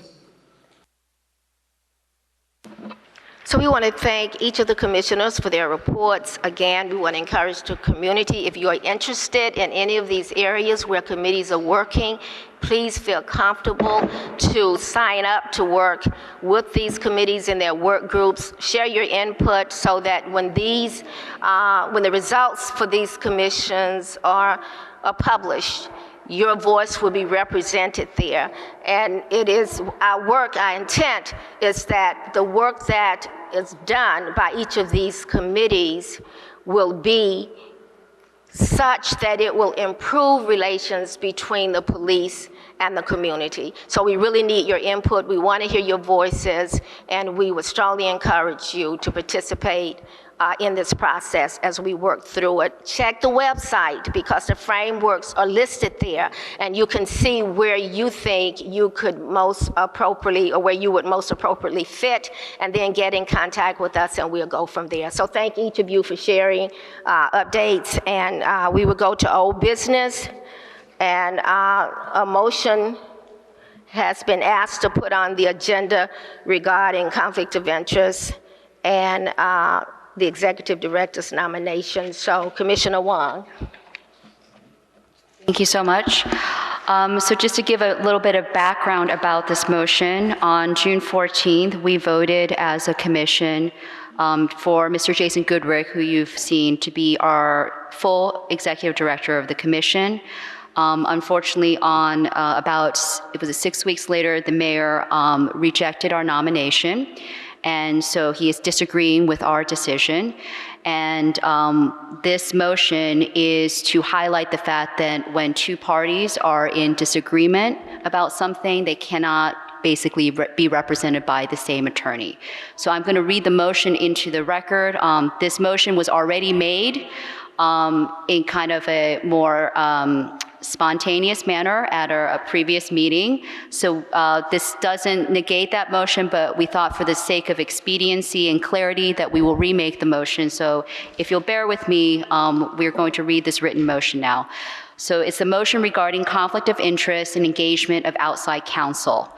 Whereas the Commission's charter grants the Commission the power to, quote, engage outside legal services at Department of Law expense when the Commission determines in its discretion that there is a conflict of interest between the Commission's mission and representation from the Department of Law, unquote. Whereas the charter is clear that the determination of a conflict of interest between the Commission's mission and representation from the Department of Law rests within the discretion of the Commission. Whereas on June 14th, 2023, the board voted for Jason Goodrick to be executive director of the Commission, and on July 20th, 2023, Mayor Bibb purported to reject Goodrick's nomination. Whereas the charter provides that, quote, the Commission will nominate its executive director to be appointed by the mayor, unquote. Whereas a dispute has arisen between the Commission and the mayor over the mayor's authority to reject the Commission's nominee for executive director, and whereas the Department of Law is advising both the Commission and the mayor on this issue. Now, therefore, I move the Commission to do the following. Number one, determine that a conflict of interest exists between the Commission's mission and representation from the city's Department of Law on the question of the authority of the mayor to reject the Commission's nominee for the executive director position. 2, engage outside counsel at Department of Law's expense on this issue. And 3, delegate to an ad hoc committee consisting of Commissioners Kyle Early, Pete Van Leer, and Terry Wong, with additional assistance from Charles Donaldson Jr., the authority to seek out and review potential lawyers' firms to advise the Commission on the issue identified above and report to the full board with a recommendation, at which time the board will consider the matter and vote whether to engage the counsel suggested by the ad hoc committee. So that is my motion. Do I have a second? I second. Okay, so the motion has been made and properly second. It was a very lengthy motion. I won't repeat it, but it will go into the record. And so at this point, the floor is open for discussion. Is there any discussion regarding the motion?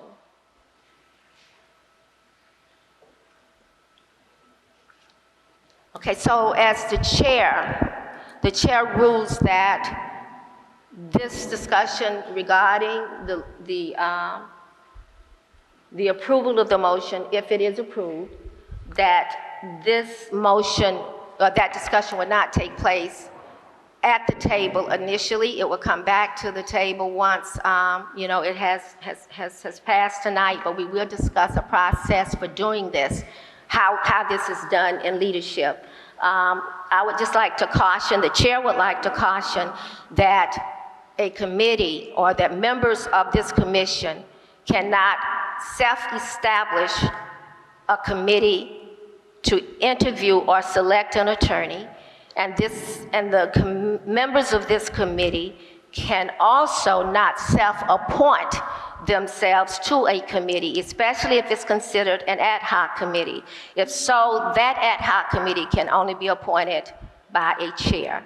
So I just wanted to caution us about this. I also want to put on the table for this discussion something that we have distributed to each commissioner, as well as made available to the public. If you were able to pick up a copy of this, it's headed Teresa Beasley. Attorney Beasley is one of the top public law attorneys not just in the city of Cleveland, but in the country. She has ruled on the legitimacy of the mayor to reject the decision regarding a permanent ED, and she has mentioned case law that supports this decision, and the lack of a statute to say that the mayor shall appoint. That particular language that is missing from the statute, according to this legal opinion, gives the mayor the right to reject that opinion or reject that nomination that comes from the commission. I just want to put this out here as something that needs to be part of the discussion at the time the vote is taken. Do we have any other discussions regarding this, motion? Yeah. To the chairs, I just have a quick question. The third point is about this committee. So say if we pass this, does it pass in its entirety? Are we amending it so that the proper process for appointing an ad hoc committee will? I'm just trying to figure out so I have clarity on what I would be voting on.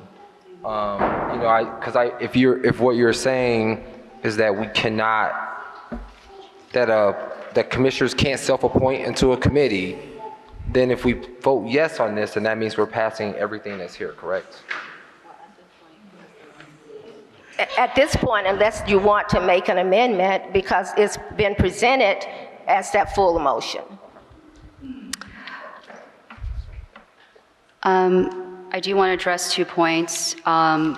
Ms. Beasley's opinion does not serve as an opinion for this commission because it was solicited by Citizens for a Safer Cleveland. I'm still not clear after asking Law Director Griffin why it was sent to the commission. I am not a lawyer, but I do not believe that the footnote contained in her document addresses the adverse conflict of interest that we are in. And also, respectfully, co-chair, we're not here to litigate because we're not attorneys to litigate and give our opinion about the mayor's letter, a legal opinion. The primary purpose of this motion is to reestablish the conflict of interest that was already established in our previous motion, and based on that conflict of interest that we are allowed to engage for outside counsel. I do also want to put into the record that Ms. Beasley is a bond attorney, and an attorney that we spoke to does not believe that she personally authored this opinion. Ms. Beasley also served as a member of the mayor's transition team, and it is unclear to me whether her firm, McDonnell Hopkins, exists in a conflict in the sense that they do work for the city. This was an issue that was mentioned by numerous attorneys that the ad hoc committee spoke to, is that they wish to serve as the outside attorney for this commission, but would not be able to do so because they do business with the city. So I guess I am a little bit concerned as to what we are doing here. Beyond that, I do want to know for the youth in the audience that would anybody like to guess who becomes the mayor if the mayor is out of town? And the answer is Mr. Mark Griffin, the law director. And since the mayor is in disagreement with us, I don't understand how Mr. Griffin can serve as a reasonable attorney for two parties that are in conflict. Okay. Yeah. To the chair, I was wondering if I could get some clarification about whether we are based on the motion that the search process with the ad hoc committee is going to be re-vetting candidates. My understanding is that the ad hoc committee has already vetted a candidate, Mr. Wallach, and in an email from Commissioner Wall mentioned that this attorney would be recommended to us for tonight for approval. So I guess my concern is that I would like us to be able to move through this process so that we can get the advice of the attorney so that we can continue our work on the issue of conducting a search process for the executive director. And so my suggestion would be that we change this motion to what was suggested in the email, which is to recommend for approval Mr. Wallach, who was vetted by the members of the ad hoc committee, and also his information was shared with us, and I know several commissioners did call him and ask him some questions as well. Yeah. Yes. Okay. And from my understanding of that vetting, a conversation occurred, and he stated that the charter reads as such. So from my understanding, this is hearsay. So if there's any commissioner that would like to speak up about the process and what has transpired, and what has said, that there will be a difference in opinion. So. I again, please caution you to operate on hearsay. There were two, I'm speaking, thank you. There is ambiguity in the, I think that is an open secret about the appointment authority of Mr. Goodrick, but there are other clauses in that charter that have not been looked at. I do want to say that I'm a little bit concerned, Co-Chair Ridgway, why you're questioning this process, since it was the process delineated by Law Director Griffin in an email to us, and there was nothing in that email and process that suggested that we cannot do steps concurrently. And it has been since June 14th that we have been in an adverse position with the mayor on this, or sorry, I guess July 20th, in adverse position with the mayor. Whether there's an issue of the appointment, it is, I will say, it is very clear from every single attorney that I have spoken to directly that there is, that I'm finishing my sentence, that there is a conflict of interest. And that conflict of interest necessitates an outside counsel. Mr. Griffin, though I've asked a number of times for him to fulfill his ethical legal duty to tell us whether he is in conflict, has not done so, but I would think that having Ms. Beasley send an opinion in his stead would suggest that he believes that there is a conflict of interest. So until we establish a conflict of interest, there are other issues. I mean, my point is, if you know that there's a lawyer advising you and there's a conflict of interest, you have to deal with that first before you deal with the other legal issues. So there is ambiguity in that statement. There are other supremacy clauses, non-interference clauses in the charter. You understand? So I would second Ms. Benito's motion to amend and add the fact that we will, in addition to voting for Articles 1 through 3, we will be voting in one single motion to approve the Mr. Mark Wallach, who used to be the chief litigator of the city and defended the city against the CPPA on the Vanguard's case. So he has multiple levels of experience as our outside counsel. Oh, okay. Is that what you? I'm sorry. Is Ms. Benito was that what you had intended? Hold on one second. Let me just make sure that we understand what Commissioner Benito has raised, the issue you have raised. And it was the same issue, I believe, that was raised by Commissioner Adams, whether we are in fact approving this entire motion as it has been presented, and or whether, because they have already set this ad hoc committee up, they have already begun to interview, that's in conflict with what's being put on the table tonight. That's a conflict. What is the conflict? The conflict is that you had sent an earlier message to us saying that you had established an ad hoc committee. The rules say that you cannot self-establish nor self-appoint. You established the ad hoc committee, you self-appointed yourself and 2 other commissioners to that ad hoc committee. You interviewed already. This does not, you've already interviewed someone, you have already tentatively chosen an attorney, and as I understand it, that attorney has agreed with Attorney Beasley on the right of the mayor to reject that nomination because the language of the statute is not clear. It does not say that the mayor must appoint the nominee. It does not say the mayor shall appoint the nominee, which means that the mayor has the right, according to the legal opinion of the attorney that you interviewed, as well as Attorney Beasley, that the mayor has the right to reject that nomination. So I think the question that is on the table right now is whether this motion will move forward with this last comment regarding the ad hoc committee. When you have already established it, you have already interviewed, and now you're asking us to approve something after the fact. So I see a couple of other hands on the table, so let me hear from Commissioner Garrett Ferguson, I saw another hand, and Commissioner Adams, before we call for the question. We'll come back on this end.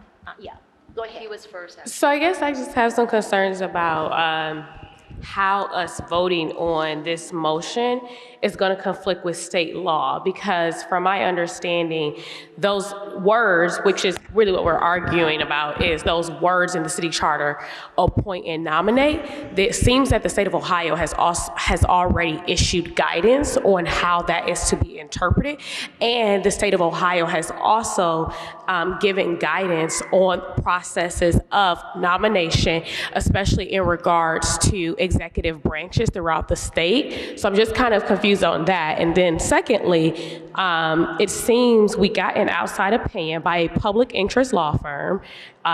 It seems that Attorney Beasley has a lot of experience working in municipalities because she previously worked as a law director for Warrensville Heights Law Department, but also who is going to be paying for this other law firm that it seems that there has already been interviews taking place for. And then on top of that, are we able to even select a law firm?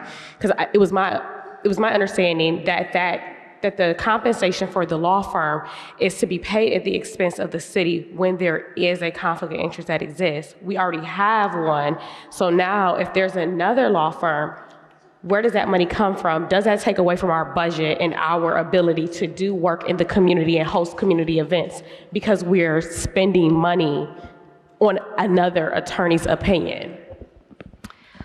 So since you have spoken once, let me acknowledge Commissioner Van Leer, and then we'll come back to you, if that's okay. Commissioner Van Leer. I actually just have a point of order for us. I think given the contentious nature of this issue, I think we should follow formal Robert's Rules of Order and not address each other and consider how many times each commissioner speaks. I mean, which would be, according to official Robert's Rules, that's twice, and with special permission needed to speak a third time. So I really think that would help diffuse this a bit so that we can just talk directly to the chair and not address each other, because then we get into that contentious and more emotional place. I do think that for my comment, that the charter, from my understanding, gives us the discretion to ask for this, and the opinion that's already been given was not requested by the commission, as Commissioner Wong said. So I think to the chair, I think we need to really consider that question. I think all of us should consider that, and I think another point in Robert's Rules, again reverting to that, is like we should be cautious not to repeat ourselves or each other, and just really address you, Commissioner Chair Ridgway, and keep in mind that we need to act with decorum and have a reasonable, meaningful discussion and not belabor the points if they've already been made.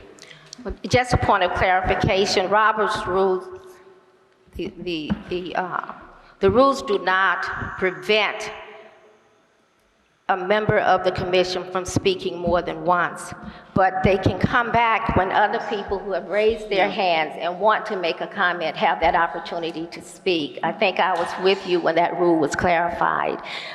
So I see, Commissioner Chura, would you like to make a comment? Thank you. To the chair, Teresa Beasley was once a city law director. She also worked for under Frank Jackson. She was appointed to review sex crimes and child abuse cases with the Anthony Soul missing persons. So she has an affiliation with the city, and that's why I think we need somebody independent. She's constantly doing stuff for the city, and I think no matter who we pick, we could kick that can down for the next meeting, but we should have someone that's independent, no matter what the cost might be. Just a response, the law department has already rendered a decision according to charter that once a conflict has been identified, that an attorney can be selected, and they have already agreed to pay for that outside legal, just for clarification. The issue right now is as far as the motion that has been put on the table, whether some of this has already taken place before it has come to the table and to this full commission for approval. I see Commissioner Kennedy. Thank you, Chair. Good evening, everyone. Thank you for coming. Just a few flags that I have on this motion, sections 1 through 3. Flag number 1, determine that a conflict of interest exists. Well, that would be for attorney to decide, not for, if we don't have a lawyer on this commission, then that's not really something we can decide now, can we? Number 2, engaging outside counsel at the Department of Law's expense. I think there's a little, there are multiple trains moving at the same time. We have a conversation about Mr. Wallach. We have a conversation about an attorney that we're gonna hire for 20 hours, and I think that we need to think about, before we vote, the fact that we have like multiple attorneys being interviewed by different people on the commission, which I think is not ideal and is a huge problem. And then number 3, I think it's pretty clear that the ad hoc committee, that is saying delegate to an ad hoc committee consisting of Commissioners Early, Van Leer, and Wong, with additional assistance from Donaldson, the authority to seek out and review. That's already happened, and I'm also not clear that that's within the rules either. So I think that there are flags on each and every point in this motion, and it's something for all of us to consider. Thank you. Is there anyone else who want to make a comment? Any commissioner? Excuse me,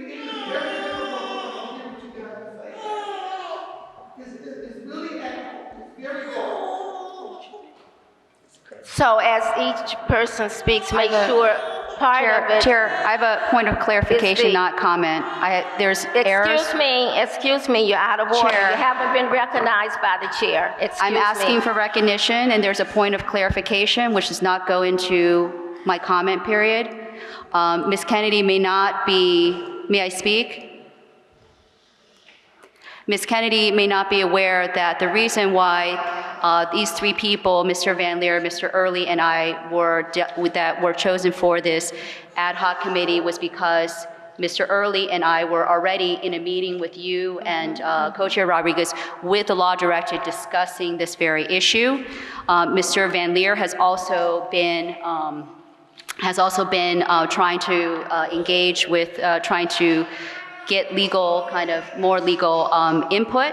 Sorry, and then Mr. Donaldson was brought in because Mr. Van Leer and Mr. Early and I are in a quorum, and Mr. Donaldson has recruiting experience, and he interviewed with us. I am trying to understand that I don't think anywhere it says that an ad hoc committee can only be established by co-chairs. If the commission decides to establish this ad hoc committee, I think it's perfectly legitimate And I'm just struggling to understand why we are delaying, again, another month potentially, unless we agree to have a special meeting as to the hiring of an attorney based on conflict of interest. And I do want to correct you, Ms. Kennedy, it's not correct. It says in the charter that's in our discretion. In addition, in the law, it says that it's not like a blood test. If a client feels that their position cannot be properly advocated by an attorney, they have the right to raise the red flag, as we did in our last meeting, that there is a conflict of interest. And again, I want to reiterate that this was Mr. Griffin's process that he wrote to us in email. We're following his process. He did not say that we could not follow the steps concurrently. And for the sake of expediency and clarity, because the majority commission believes that we need a lawyer that is independent of the city that can give us independent counsel. There could be issues beyond what the ones that you're mentioning, so I just wanted to clarify those points. And I'm confused, as just a point of order, we had the motion, we had a second, we had a potential amendment that's unclear, and then another second. Is that what has happened? So I would just like to ask Ms. Benito if what the clarity of her, and I am happy to take back my second if I don't agree with it, because I would like to know what Ms. Benito is offering. Thank you. Okay, as I understand it, the chair understands it, the Commissioner Benito's comment was a suggestion. She did not make a motion to amend your motion. So if you would like to make a motion to amend that motion, the floor is open to receive that motion and to entertain a second to that motion. I would like to make a motion to amend, just because I think that this motion says that this will happen in the future, but we know that it's already happened. So I think that for expedience of being able to move forward on this and also making sure that we're being clear, I would motion to change item 3 to retaining or to affirm, sorry,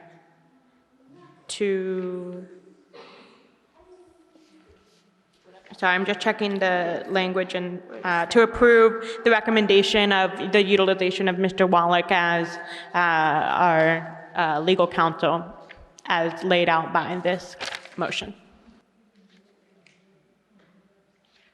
So I would ask, would you clearly state your amendment?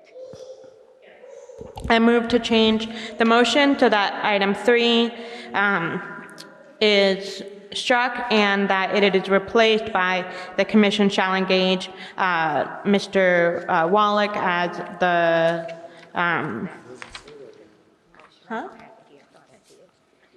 the counsel for this issue.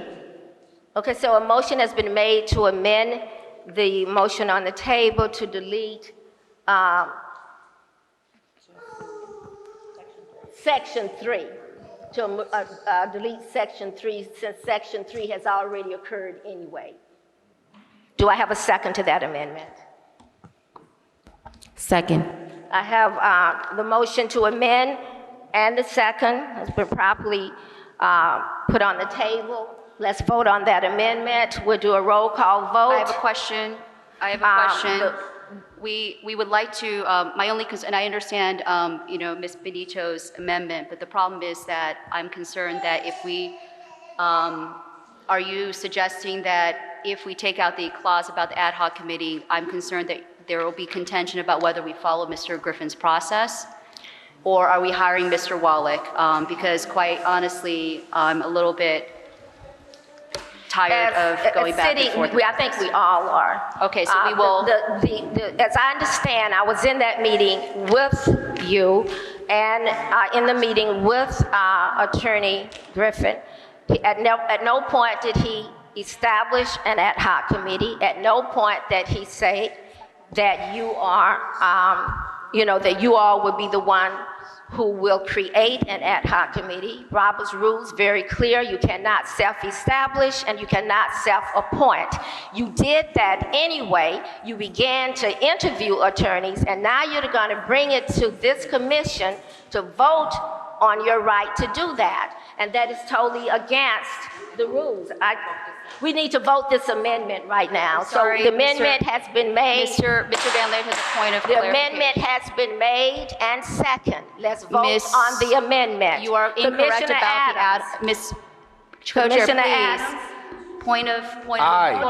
correction, Aye. please. Point of Commissioner correction, you have to Benito. stop. Commissioner Point of order. Chura.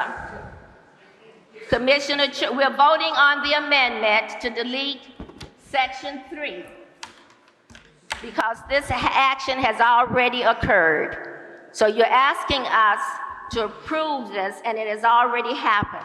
So the amendment is asking the deletion of section 3. So we have heard from Commissioner Adams who has voted. We have heard from Commissioner Benito who has voted. Now we are before Commissioner Chura. What's your vote? There was more to the amendment. Nay. To the chair, as a secretary, there was a second part to the amendment other than just deleting And it was approving that section lawyer. 3. So it was also to Hire that lawyer. Hire Mr. Waller. To strike section 3 and in its place to engage Mr. Wallach, who was vetted by, I'll just say to engage Mr. Wallach as the counsel for this issue. Yeah. There are 2 parts, right? And I guess I just want to make sure that I understand that, and I think that the record needs to understand this as well. Your amendment basically disavows section 3 while also approving the results of section 3. So it seems to me that there's a conflict with your amendment. Let it go. You gotta vote it up or down. But we can call for, do I have someone? So you have sure. Okay, wait a minute. So we have already begun the vote on that motion. That amendment basically is saying we are disavowing section 3, while you're also saying you are accepting the result of section 3. Yes. You're disavowing, it's a conflict there. Let it go. You gotta vote it But up. okay, Vote it down. so Dr. Adams. So let's go, understanding that there are 2 They parts to understand. that. They We're going to go back. Dr. Adams. Nay. Commissioner Benito. Aye. Commissioner Chura. Nay. Commissioner Donaldson. Aye. Commissioner Garrett Ferguson. Nay. Commissioner Kennedy. Nay. Commissioner Reeves. Aye. Commissioner Van Leer. Commissioner Van Leer. Give me a moment, please. Chair, I'll say aye. Aye. Commissioner Rodriguez. Nay. Commissioner Wong. Aye. Commissioner Zayed. Aye. And Commissioner Ridgway, nay. Did you tally those as we did them?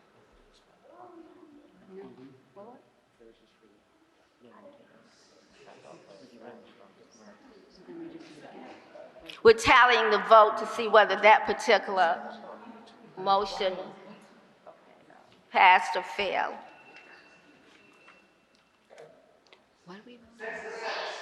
6-6, so it failed. The motion, that amendment failed. If it's a tie, it fails. So now we go back to the motion, the original motion that was put on the table. And that's the motion that was read by Commissioner Wong. We received a second on it, and now we're ready for a voice vote on that motion. Commissioner Adams?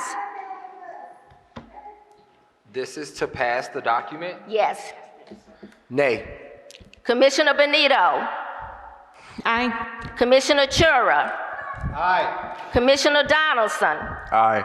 Commissioner Garrett Ferguson? Nay. Commissioner Kennedy? Nay. Commissioner Reeves? Aye. Commissioner Van Leer? Aye. Commissioner Rodriguez? Commissioner Wong? Aye. Commissioner Zayed? Aye. And Commissioner Ridgway? Nay. So let's count, tally the votes. 7-5. So, I'm sorry. I said nay. So the motion passes